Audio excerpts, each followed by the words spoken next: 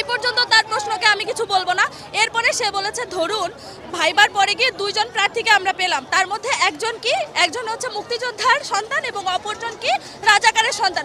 ওই সাংবাদিক বুঝলো কেমনে ওইটা রাজাকারের সন্তান? আমার বাবার জন্ম 1973 সালে, আমার বাবা যুদ্ধ কেমনে করবে? উত্তাল ঢাকা বিশ্ববিদ্যালয় এরিয়ায় হাজার হাজার শিক্ষার্থীরা বের হয়ে এসেছেন হলের বাইরে, তারা মূলত রাজাকার রাজাকার স্লোগান দিচ্ছেন। তার মানে কি মুক্তিযোদ্ধার সন্তান নাতিপুতিরা কেউ মেধাবী না?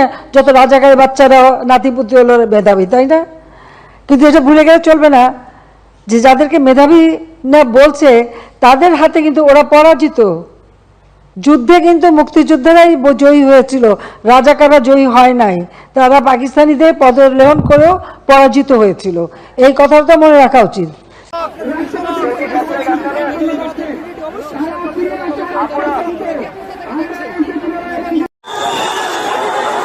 নিয়ে এলেন সেটি কিন্তু তারা এখনো গণমাধ্যম কমিটির সাথে কথা বলেনি, এবং আমরা দেখছি যে 12 সদস্যের যেই প্রতিনিধি দল তারা মূলত বঙ্গভবনে প্রবেশ করেছেন, রাষ্ট্রপতির সঙ্গে দেখা করেছেন। এবং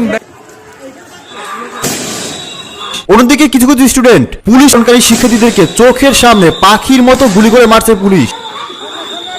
কোটা থাকবে না, ইদার শেখ পরিবার হাসিনা থাকবে না,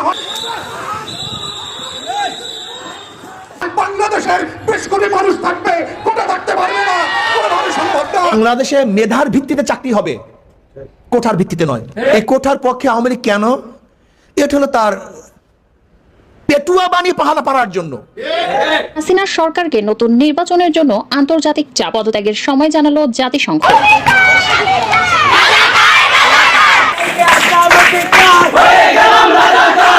দর্শক, হঠাৎ করেই রাতের বেলা ঢাকা বিশ্ববিদ্যালয় সহ দেশের বিভিন্ন বিশ্ববিদ্যালয় এবং ক্যাম্পাস উত্তপ্ত হয়ে উঠেছে।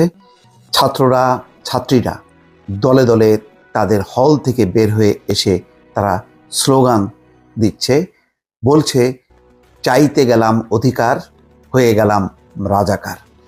এই স্লোগানে নানা স্লোগানে মুখরিত। বিশেষত আজকে প্রধানমন্ত্রী বিকেলে একটি সংবাদ সম্মেলন করেছিলেন। সেই সংবাদ সম্মেলনে তার বক্তব্যে তিনি দৃশ্যত যেই কোটা সংস্কার আন্দোলন নিয়ে নানা রকম বক্তব্য রেখেছেন। বলেছেন যে মুক্তিযোদ্ধার নাতিপুতিরা চাকরি পাবে না তো কি রাজাকারের নাতিপুতি পাবে? এবং তিনি এও বলেছিলেন যে আমি বিরক্ত হয়ে ওই সময় কোটা বাতিল করেছিলাম।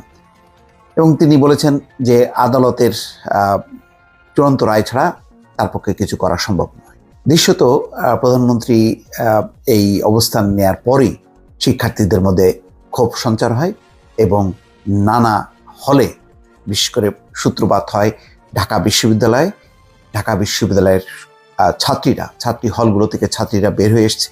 সমস্ত অন্যান্য হলগুলো একযোগে বের হয়ে এসে তারা স্লোগান দিচ্ছে। একই পরিস্থিতি বরিশাল, একই পরিস্থিতি চট্টগ্রামে এবং অন্যান্য বিশ্ববিদ্যালয়। ইতিমধ্যে অনলাইন পত্রিকাগুলো খবর প্রকাশ করতে শুরু করেছে এবং বিভিন্ন অনলাইন লাইভও দেখাচ্ছে এই ক্ষোভ বিক্ষোভে। রীতিমতো রাতের বেলা উত্তপ্ত বিভিন্ন বিশ্ববিদ্যালয় ক্যাম্পাস। ঢাকা বিশ্ববিদ্যালয়ে ছাত্রলীগের 3 নেতার পদত্যাগ, বিভিন্ন হলে মিছিল, এটি খবর করেছে প্রথম আলো। সেখানে বলা হচ্ছে ঢাকা বিশ্ববিদ্যালয়ে ছাত্রলীগের 3 নেতা পদত্যাগ করেছেন। এছাড়া সরকারি চাকরিতে কোটা ব্যবস্থা সংস্কারের দাবিতে আন্দোলনকারীদের অবমাননা করা হয়েছে দাবি করে রাতে বিভিন্ন হলে মিছিল করেছেন শিক্ষার্থীরা।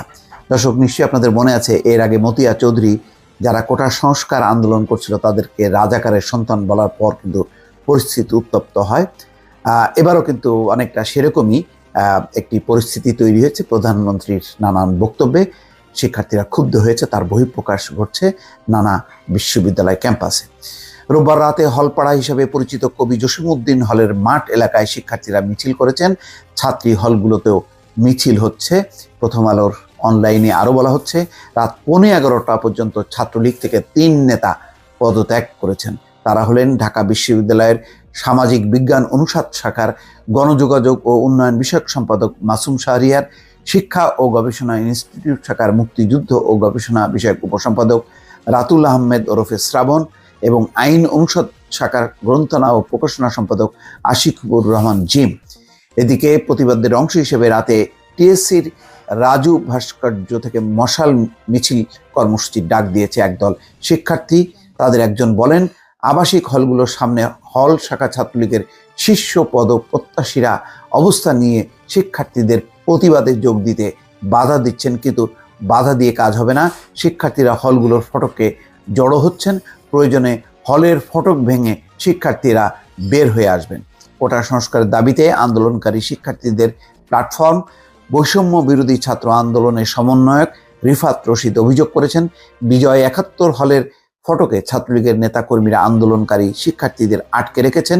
এমন খবর পেয়ে তাদের বের করে আনতে গিয়েছিলেন তাদের অন্যতম সমন্বয়ক আসিফ মাহমুদ, সেখানে তার উপর হামলা চালানো হয়েছে। দর্শক, এই খবরের পাশাপাশি আরেকটি খবর দিয়েছে সমকাল। স্লোগানে উত্তাল ঢাকা বিশ্ববিদ্যালয়, কোটা সংস্কার আন্দোলনকারীদের অবমাননা করা হয়েছে দাবি করে স্লোগানে উত্তাল হয়ে উঠেছে ঢাকা বিশ্ববিদ্যালয় ক্যাম্পাস। রোববার রাত 10:30টার দিকে ক্যাম্পাসের বিভিন্ন হল থেকে বের হয়ে আসেন শিক্ষার্থীরা। এ সময় তারা তুমি কে আমি কে, রাজাকার রাজাকার, এই বাংলার মাটি, রাজাকারের ঘাঁটি ইত্যাদি স্লোগান দেয়। বোঝাই যাচ্ছে এটি ক্ষোভের বহিঃপ্রকাশ। এদিকে প্রতিবাদের অংশ হিসেবে রাতে টিএসসির রাজু ভাস্কর্য থেকে মশাল মিছিল কর্মসূচির ডাক দিয়েছে। দর্শক, আপনাদেরকে এই খবরটি যখন রেকর্ড করছি তখন 12টা বাজতে 1 মিনিট বাকি। ইতিমধ্যে বিভিন্ন দেশের বিভিন্ন অঞ্চল থেকে খবর আসছে যে নানান ক্যাম্পাসে, বিশেষ করে হলগুলো থেকে ছাত্র এবং ছাত্রীরা বিক্ষোভ মিছিল সংগঠিত করছে এবং তারা ব্যাপকভাবে তাদের দাবির পক্ষে স্লোগান দিচ্ছে। দর্শক, ভালো থাকবেন। আল্লাহ হাফেজ।